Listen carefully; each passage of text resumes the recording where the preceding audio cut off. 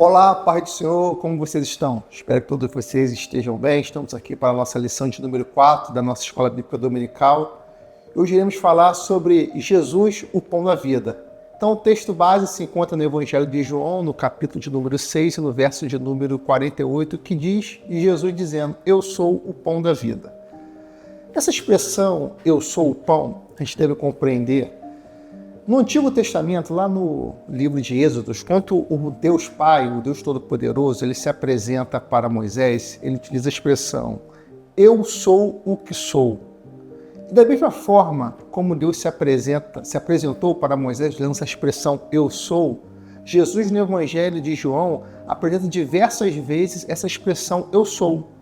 Eu sou o caminho, eu sou a verdade, eu sou a ressurreição, eu sou a vida. E nesse capítulo 6 ele diz, eu sou o pão da vida. O que vem a ser essa expressão, eu sou o pão da vida?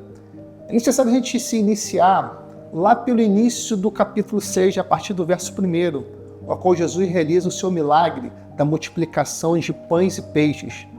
Logo após Jesus realizar a multiplicação de pães e peixes para aquele povo que estava ali reunido no mar da Galiléia, próximo a Tiberíades, Jesus ele sai daquele local e vai em direção a Cafarnaum. E em direção a Cafarnaum, logicamente aquele povo ao qual Jesus tinha feito esse milagre da multiplicação dos pães e peixes, começaram a seguir. Perceberam que Jesus não estava mais naquela localidade e perceberam que ele tinha atravessado o mar e tinha ido para a região de Cafarnaum e eles foram assim à procura de Jesus. Chegando à procura de Jesus, Jesus logo percebe qual seria a intenção daquele povo naquele momento, que na verdade estavam seguindo não para buscar os ensinamentos da vida eterna, não para buscar o evangelho verdadeiro, não para buscar as boas novas, não para terem alegria que o Messias, Deus tinha cumprido a sua promessa de trazer um Salvador para o povo de Israel e também para todo mundo, mas eles estavam assim à procura de pão, à procura de comida, à procura de um alimento que Jesus fez multiplicar, e ali Jesus começa a fazer uma aplicação dizendo que ele estava à procura de um alimento que era perecível, mas Jesus tinha um alimento muito maior que eles jamais teriam vontade de comer algo porque a sua fome seria totalmente satisfeita, porque eles estavam à procura de algo material e Jesus estava querendo trazer para eles um alimento espiritual. Jesus é o nosso alimento espiritual. Às vezes a gente está nesta vida, estamos entrelaçados, estamos à busca de conquistas materiais, de busca de bens materiais. Às vezes estamos à busca de status, de buscas pessoais. Mas essas buscas têm que ficar sempre em segundo, terceiro e quarto plano.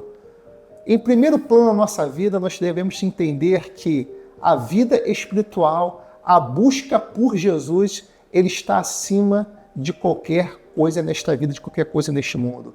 Essa foi a intenção que Jesus estava querendo passar para aquele povo que estava procurando ali naquele momento. Vocês estão à procura, na verdade, é do meu milagre, mas vocês têm que estar à procura de mim, que eu que realizo o milagre.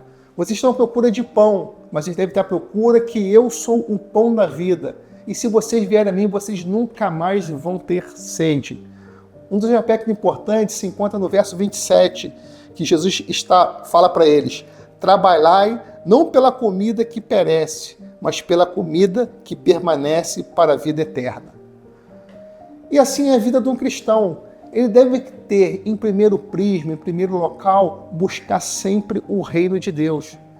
E aqui nós percebemos que às vezes nós caímos nessa cilada, de buscar apenas os milagres e acabamos de esquecer aquele que realmente faz o milagre.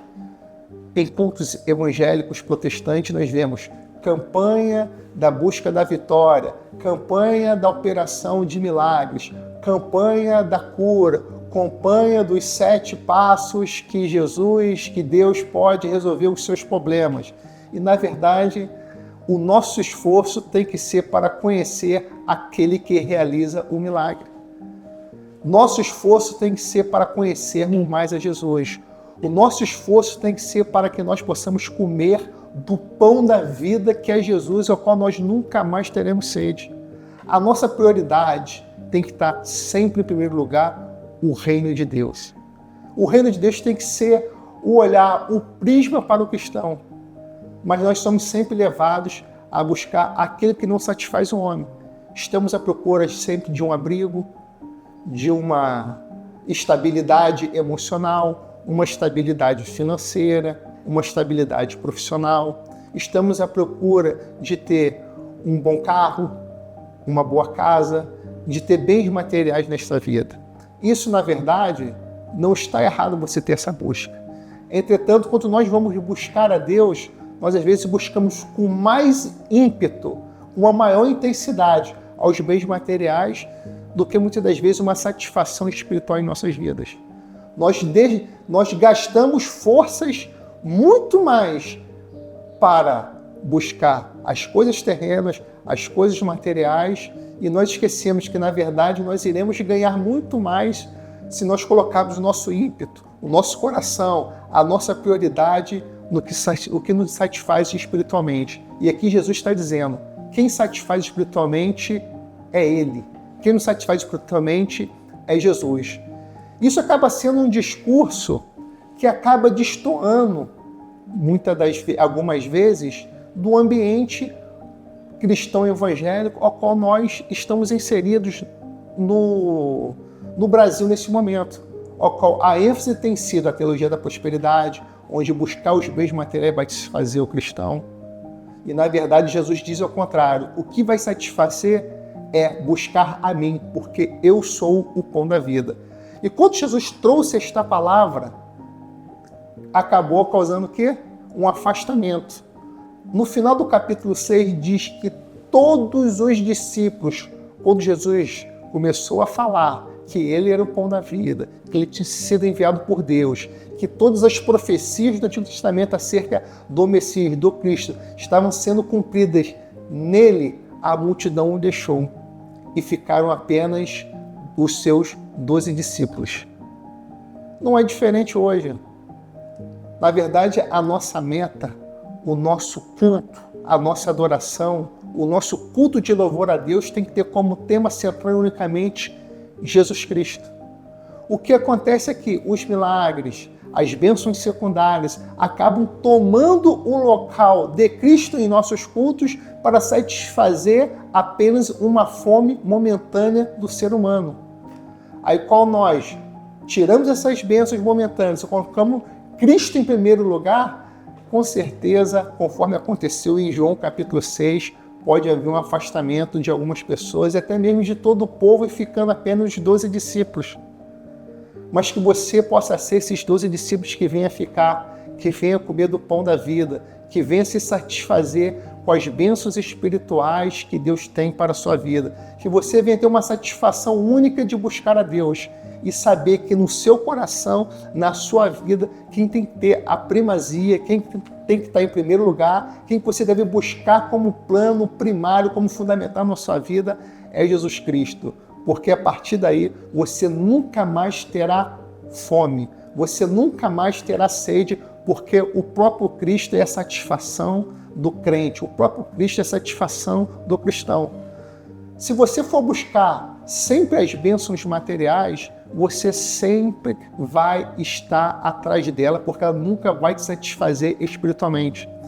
Eu lembro, num papo com um grande amigo, ele estava buscando melhorar de emprego. Ele falou até um valor na época que ele gostaria de ganhar R$4.000 por mês, que ali ele teria uma vida um pouco melhor. Aí eu falei com ele, se você ganhar R$4.000, vai passar um tempo que esse valor não vai mais satisfazer. Por quê? Os seus filhos estudam aonde nesse momento? Aí ele falou, meus filhos estudam na rede pública. E se você ganhar R$4.000? Eu vou querer colocar ele numa escola particular. Aí eu falei, então você, R$4.000, você vai querer ganhar R$8.000.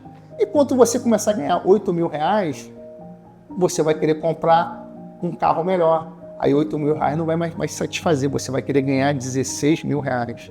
Aí quando você ganhar R$16.000, você vai querer morar num bairro bacana, no melhor bairro da cidade. Aí R$16.000 não vai mais te satisfazer. E assim é o homem. Essas bênçãos terrenas, essas bênçãos momentâneas, ela nunca vai satisfazer o ser humano, porque ele sempre vai querer mais e mais e mais e mais.